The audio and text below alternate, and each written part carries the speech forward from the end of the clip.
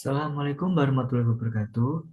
Perkenalkan, nama saya Rihanti Ramadhani dengan NIM 0401217755 dari kelas penyuluhan pertanian berkelanjutan 1B. Kali ini saya akan mempresentasikan mengenai analisa kelayakan dan finansial ekonomi bab 4, penetapan prioritas program. Yang pertama yaitu analisis SWOT. SWOT adalah kepanjangan dari strength, kekuatan, weakness, kelemahan, opportunities, peluang, serta threat, ancaman. Analisis SWOT adalah teknik perencanaan strategi untuk bisnis atau suatu proyek. Metode ini mempertimbangkan faktor internal dan eksternal guna menyusun strategi bisnis yang efektif. Dalam buku Integrated Infrastructure Planning, 5 Southeast Europe Energy Dialogue, Basic consideration of integrated infrastructure planning. Many of the individual components of infrastructure planning and design are often interrelated, impacting each other. An integrated approach is required to deliver successful solution.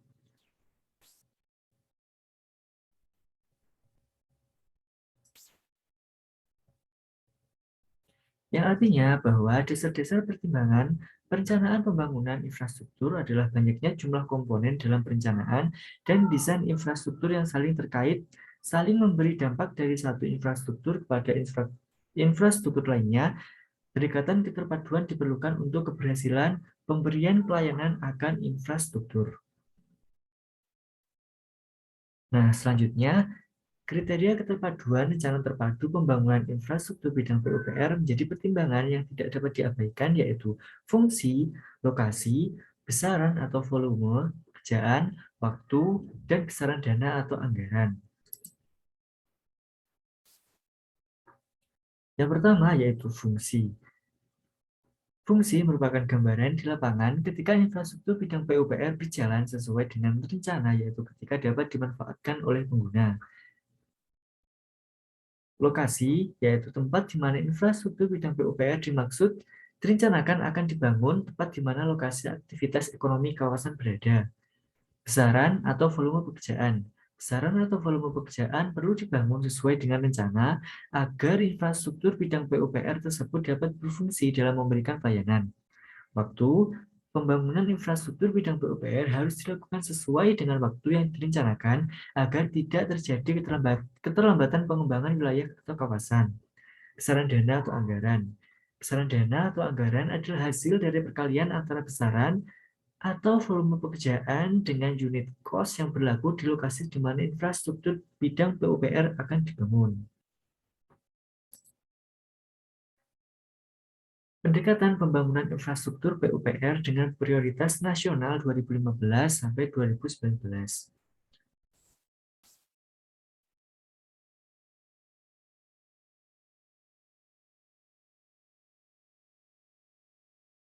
Lampiran Undang-Undang Republik Indonesia Nomor 23 Tahun 2014 tentang Pemerintahan Daerah Putri C, pembagian urusan pemerintahan bidang pekerjaan umum dan penataan ruang. Yang pertama yaitu sumber daya air. Selanjutnya air minum, persampahan, air limbah, bangunan atau gedung, penataan bangunan, drainase, permukiman, jalan, jasa konstruksi, serta readiness kriteria.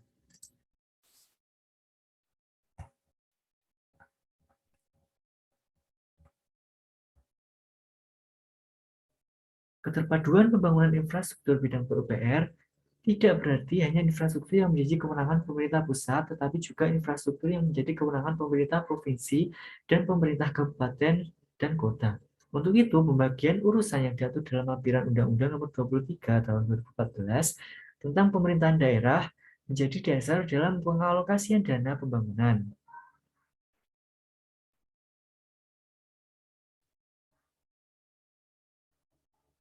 Dalam merencanakan pembangunan terpadu, kesiapan berupa readiness kriteria menjadi perhatian yang tidak dapat diabaikan karena hal ini dapat mempengaruhi terganggunya prinsip keterpaduan, yaitu fungsi, lokasi, besaran, waktu, dan dana.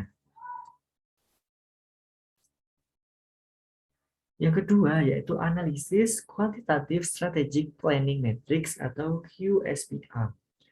QSPM merupakan alat analisis yang digunakan untuk memutuskan strategi yang akan digunakan berdasarkan dari kemenarikan alternatif strategi yang ada. Secara konsep, QSPM menentukan ada daya tarik relatif dari berbagai strategi berdasarkan seberapa jauh faktor keberhasilan kunci internal dan eksternal dimanfaatkan atau diperbaiki. Nah, faktor eksternal serta internal kunci adalah sebagai berikut. Yang pertama, faktor faktor eksternal, yaitu ekonomi, politik atau hukum atau pemerintah, sosial, budaya, demografi, lingkungan, teknologi, dan kompetitif. Sedangkan faktor internal kunci yaitu manajemen, pemasaran, keuangan, akuntansi, produksi, operasi, penelitian, dan pengembangan.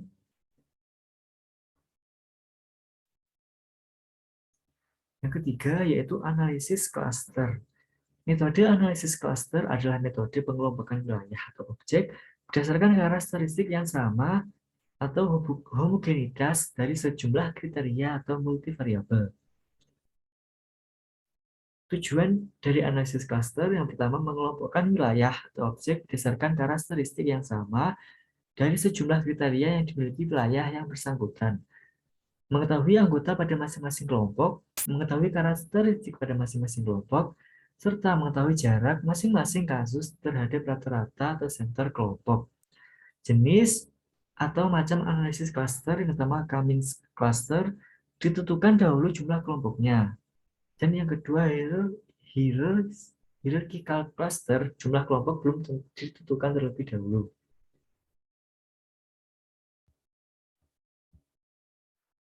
Berikutnya yaitu soal latihan pada halaman 45.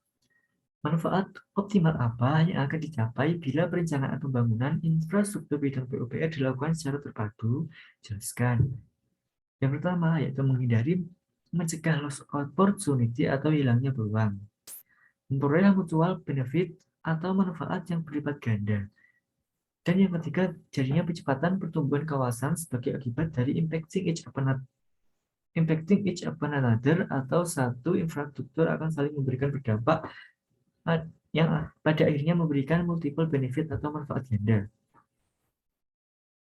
Soal yang kedua yaitu jelaskan dampak yang akan terjadi jika satu infrastruktur bidang PUPR tidak dapat dibangun sesuai rencana. Setiap komponen yang ada dalam perencanaan dan desain infrastruktur itu saling terkait dan saling memberikan dampak dari satu infrastruktur kepada infrastruktur yang lain. Apabila ada salah satu infrastruktur bidang PUPR tidak dibangun sesuai rencana, keberhasilan kegiatan pembangunan maka tidak akan tercapai. Nah, sekian presentasi dari saya. Assalamualaikum warahmatullahi wabarakatuh.